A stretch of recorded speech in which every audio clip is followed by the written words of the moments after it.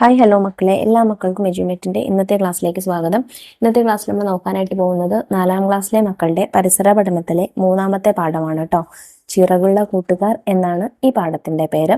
ക്ലാസ്സിലേക്ക് കിടക്കുന്നതിന് മുന്നേ ആയി ചാനൽ ആദ്യമായി കാണുന്നവരാണെങ്കിൽ ഒന്ന് സബ്സ്ക്രൈബ് ചെയ്ത് സപ്പോർട്ട് ചെയ്യാൻ മറക്കരുത്. അതുപോലെ വീഡിയോ നിങ്ങളുടെ കൂട്ടുകാരിലേക്ക് കൂടെ ഒന്ന് ഷെയർ ചെയ്ത് കൊടുക്കാൻ മറക്കരുത് കേട്ടോ. അപ്പോൾ ശരി, നമുക്ക് നേരെ ക്ലാസ്സിലേക്ക് കിടക്കാം. ഒരു പക്ഷിയുടെ പാട്ട് കേൾപ്പിച്ചുകൊണ്ടാണ് അന്ന് ടീച്ചർ ക്ലാസ് തുടങ്ങിയത്. കുഡ്രു കുഡ്രു കുഡ്രു. ഈ പാട്ട് നിങ്ങൾ കേട്ടിട്ടുണ്ടോ? ടീച്ചർ ചോദിച്ചു. ഏതാണ് ഈ പാട്ട് പാടുന്ന പക്ഷി? ആരെങ്കിലും കണ്ടിട്ടുണ്ടോ? ക്ലാസ്സിലാകെ നിശബ്ദത. ചിന്ന കുട്ടൂറുവാൻ എന്നാണ് അതിന്റെ പേര്, അയാൻ പറഞ്ഞു. ഈ പാട്ടുകാരൻ പക്ഷിയുടെ നിറം എന്താണ്? അതിന്റെ നിറം പച്ചയാണ് ടീച്ചർ. ഉത്തരം സൈറയുടേതായിരുന്നു. ഈ പക്ഷിയെ പച്ചില കുടുക്ക എന്നും വിളിക്കും. അങ്ങനെ വിളിക്കാൻ കാരണം എന്തായിരിക്കും? ടീച്ചർ തുടർന്നു. പക്ഷിയുടെ നിറം പച്ചയായതുകൊണ്ടായിരിക്കാം അതിനെ പച്ചില കുടുക്ക എന്ന് വിളിക്കുന്നത്. പക്ഷികൾ പലതരമുണ്ടല്ലോ. ഏതെല്ലാം പക്ഷികൾ നിങ്ങളുടെ പ്രദേശത്തുണ്ട്? നിങ്ങൾക്ക് ഏതൊക്കെ പക്ഷികളുടെ പേരുകൾ അറിയാം മക്കളെ? നിങ്ങളുടെ പ്രദേശത്തുള്ള പക്ഷികളുടെ തത്ത, കാക്ക, കൊക്ക്, മയിൽ, കുയിൽ, കുരുവി, മൈന, പരുന്ത്, ചെമ്പോത്ത് തുടങ്ങിയിട്ടുള്ള ഒട്ടനവധി പക്ഷികളെ നിങ്ങൾക്ക് എഴുതാം. നിങ്ങൾക്ക് എത്ര എണ്ണത്തിന്റെ പേരറിയാം? അതും നിങ്ങൾക്ക് എഴുതി കൊടുക്കാം. ഈ പക്ഷികളെ തന്നെ എഴുതിയാൽ മതി. നമുക്ക് താഴെ ഒരു 4 പക്ഷികളുടെ ചിത്രം തന്നിട്ടുണ്ട്. അവയ്ക്ക് നിറം നൽകുകയും വേണം, അവയുടെ പേരെഴുതുകയും വേണം. ആദ്യത്തെ പക്ഷി നമുക്ക് എല്ലാവർക്കും അറിയാം, തത്തയാണ്. രണ്ടാമത്തേത് നാഗമോഹൻ, മൂന്നാമത്തേത് മയിൽ, നാലാമത്തേത് മരംകുത്തി. അപ്പൊ ഞാൻ ഈ പക്ഷികളുടെ ഒക്കെ ചിത്രവും ഇതോടൊപ്പം തന്നെ നിങ്ങൾക്ക് തന്നിട്ടുണ്ട്. മക്കൾ ഇതുപോലെ നോക്കി നിറം കൊടുത്താൽ മതി കേട്ടോ. ചിത്രത്തിലെ പക്ഷികൾ ഏതെല്ലാം തരത്തിൽ വ്യത്യാസപ്പെട്ടിരിക്കുന്നു? തൂവലുകളുടെ നിറത്തിൽ, ശരീരത്തിന്റെ ആകൃതിയിൽ, കാലിന്റെ വലുപ്പത്തിൽ, കൊക്കിന്റെ ആകൃതിയിൽ, ഇത്തരത്തിലെല്ലാം അവ വ്യത്യാസപ്പെട്ടിട്ടുണ്ട്. തരംതിരിക്കാം. നമ്മുടെ പ്രദേശത്തുള്ള പക്ഷികളുടെ തൂവലുകളെല്ലാം ഒരേ നിറത്തിലുള്ളവയാണോ? തൂവലുകൾക്ക് വ്യത്യസ്ത നിറമുള്ള പക്ഷികളെ കണ്ടിട്ടില്ലേ?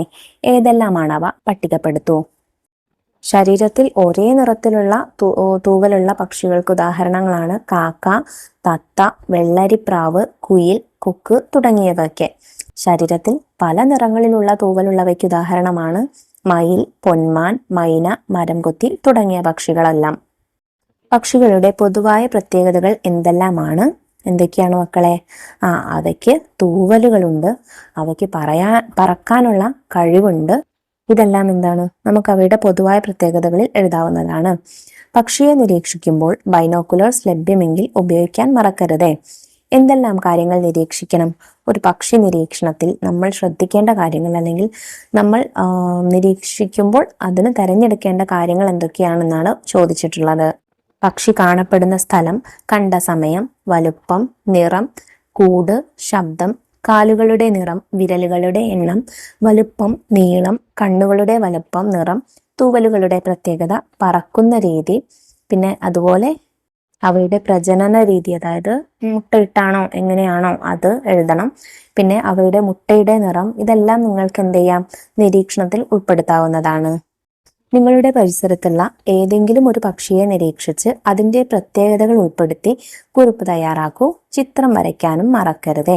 നിരീക്ഷണ കുറിപ്പിൽ എന്തെല്ലാം ഉൾപ്പെടുത്തണം എന്നുള്ള കാര്യം നമുക്ക് താഴെ തന്നിട്ടുണ്ട്. ഒരു ഉദാഹരണമായിട്ട് സൈറയുടെ നിരീക്ഷണ കുറിപ്പാണ് താഴെ തന്നിട്ടുള്ളത്. വായിച്ചു നോക്കൂ. പക്ഷിയുടെ പേര് തത്ത എന്നാണ്. കണ്ട സ്ഥലം വയൽവരമ്പാണ്.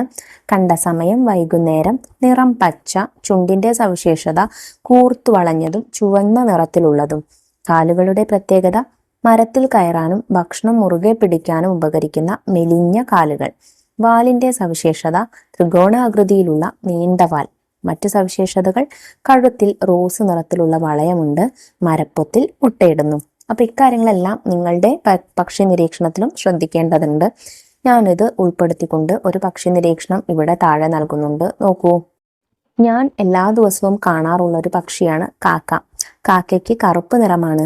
അധിക ദിവസങ്ങളിലും രാവിലെയാണ് ഞാൻ കാക്കകളെ വീട്ടുമുറ്റത്ത് കാണാറുള്ളത്. കൂർത്ത ബലമുള്ള കൊക്കുകളാണ് കാക്കയ്ക്കുള്ളത്. സുഖമായി നടക്കാനും മരക്കൊമ്പിൽ അള്ളിപ്പിടിച്ചിരിക്കാനുമുള്ള കാലുകളാണ് അവയ്ക്കുള്ളത്. നീണ്ട വാലുകൾ കാക്കയ്ക്കുണ്ട്. കാക്കകൾ അതിബുദ്ധിശാലികളാണ്. ചുറ്റുപാടിലുള്ള അവയ്ക്ക് ഇഷ്ടപ്പെട്ടതെന്തും അവ കഴിക്കും. മരച്ചില്ലകളിൽ ചുള്ളിക്കമ്പുകൾ ഉപയോഗിച്ച് വലിയ കൂടുകളാണ് കാക്കകൾ കെട്ടാറ്. ചില സമയം കുയിലുകളുടെ മുട്ടകളും അടയിരുന്ന് കാക്കകൾ തന്നെയാണ് വിരിയിക്കാറ്.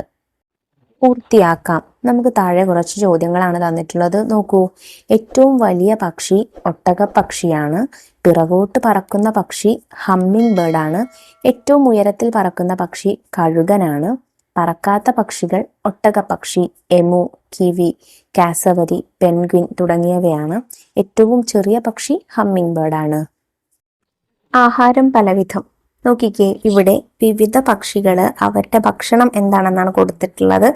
പൊന്മാന് പറയുന്നത് നോക്കൂ, എനിക്കും കിട്ടി മുഴുത്ത മീനുകൾ. തത്ത എന്താ പറയുന്നത്, എന്റെ ഭക്ഷണം ഈ നെന്മണികളാ. പരുന്ത് എന്താ പറയുന്നത്, ഇന്നത്തെ ഭക്ഷണം കുശാൽ. അതായത് പൊന്മാന്റെ ഭക്ഷണം മീനാണ്, തത്തയുടെ ഭക്ഷണം ധാന്യങ്ങളാണ്. പരുന്തിന്റെ ഭക്ഷണം എന്താണ്, നോക്കിക്കേ, അതിന്റെ കാലിൽ ഒരു കോഴിക്കുഞ്ഞാണല്ലേ. അപ്പോൾ കോഴികളാണ്, അല്ലെങ്കിൽ എലി, കോഴി തുടങ്ങിയിട്ടുള്ള ചെറിയ ചെറിയ ജീവികളാണ്. എല്ലാ പക്ഷികളുടെയും ആഹാരം ഒരുപോലെയാണോ? അല്ല. നമുക്കിവിടെ പക്ഷി ആഹാരം എന്നുള്ള ഒരു ടേബിൾ തന്നിട്ടുണ്ട്, അത് പൂരിപ്പിച്ചു കൊടുക്കാം. ആദ്യത്തെ പക്ഷി തത്തയാണ്. തത്തയുടെ ആഹാരങ്ങള് ധാന്യങ്ങൾ, പഴങ്ങൾ, പച്ചക്കറികൾ തുടങ്ങിയവയാണ്. പിന്നെ പൊന്മാൻ മത്സ്യം, ചെറുപ്രാണികൾ എന്നിവയെ ഭക്ഷണമാക്കുന്നുണ്ട്.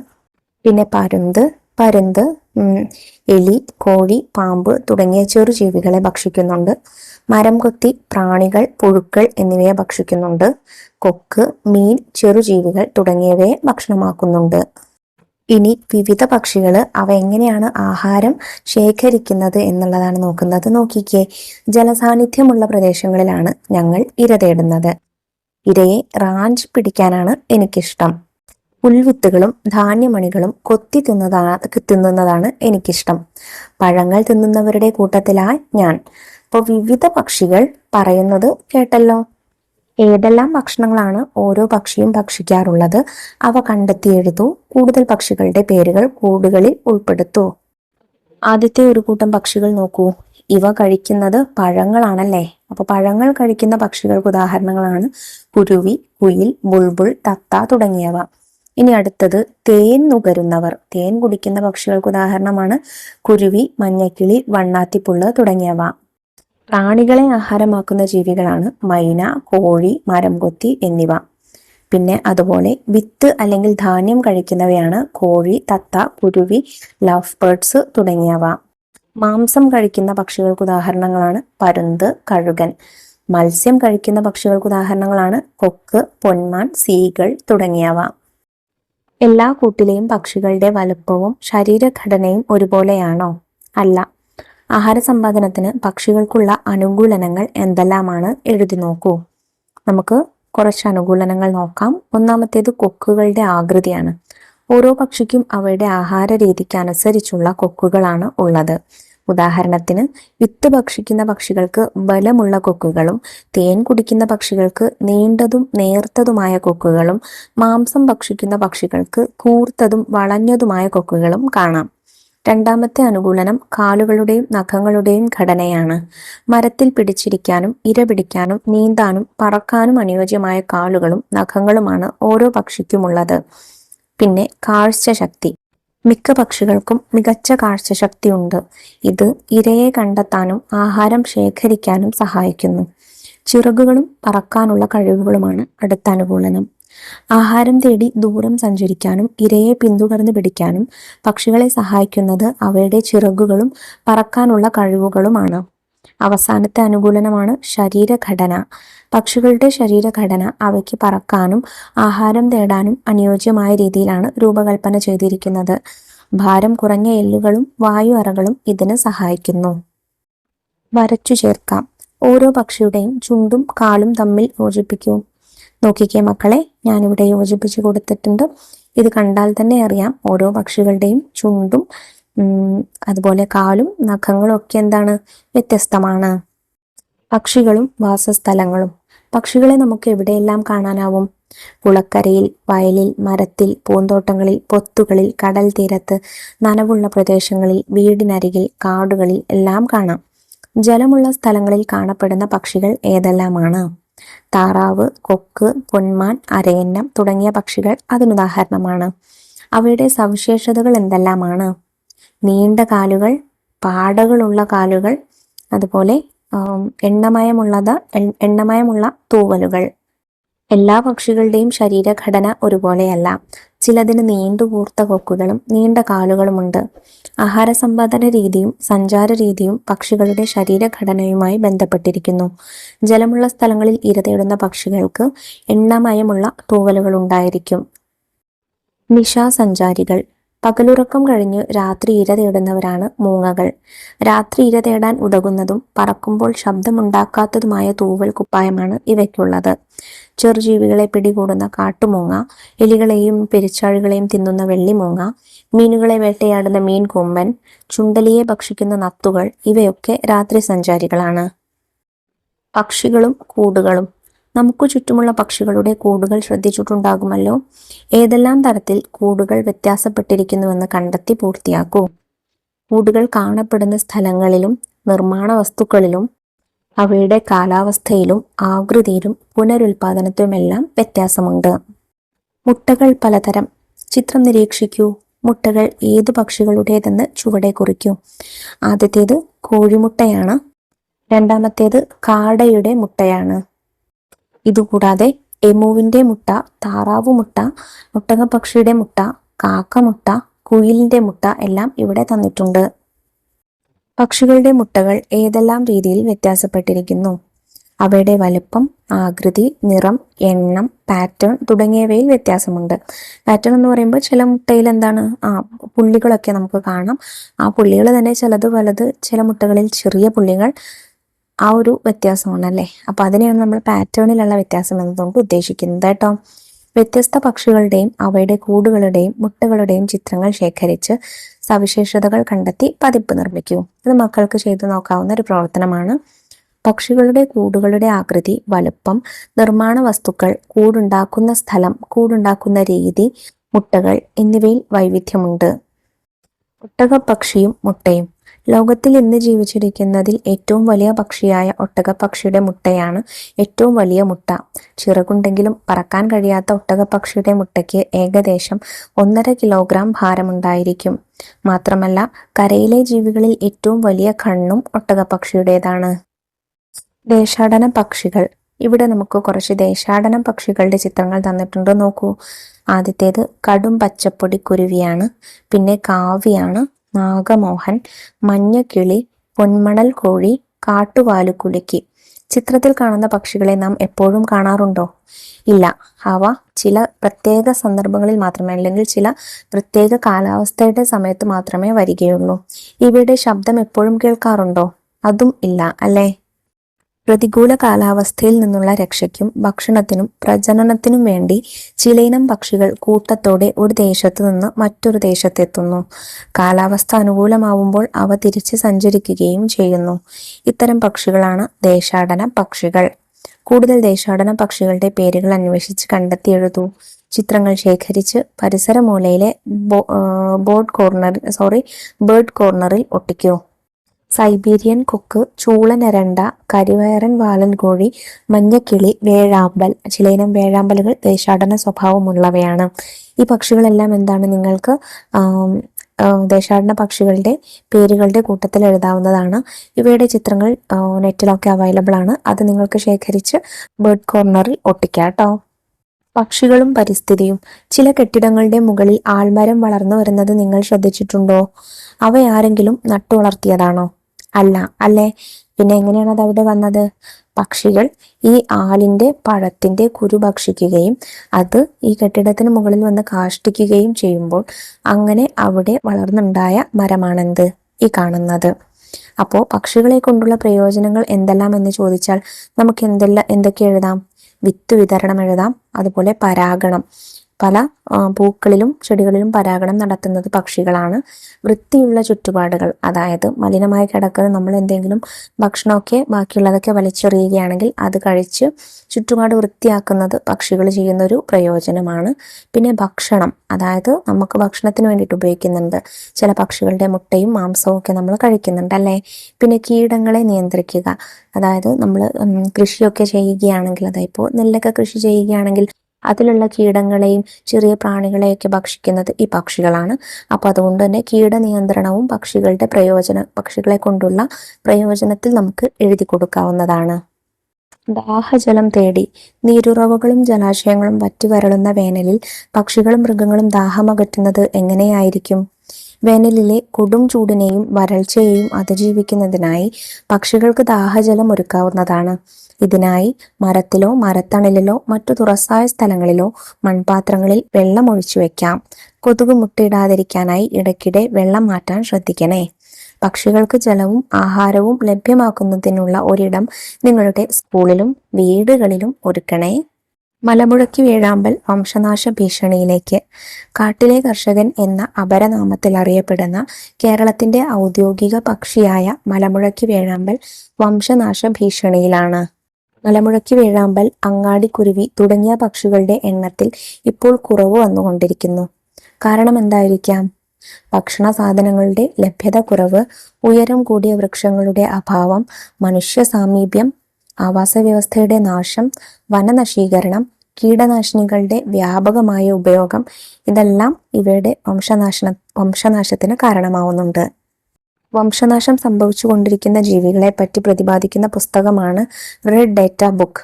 വംശനാശ ഭീഷണി നേരിടുന്ന കേരളത്തിലെ മറ്റു പക്ഷികളുടെ പേരുകൾ കണ്ടെത്തി എന്റെ പരിസര പഠന പുസ്തകത്തിൽ എഴുതൂ. ചിത്രങ്ങൾ ശേഖരിച്ച് ആൽബം തയ്യാറാക്കൂ.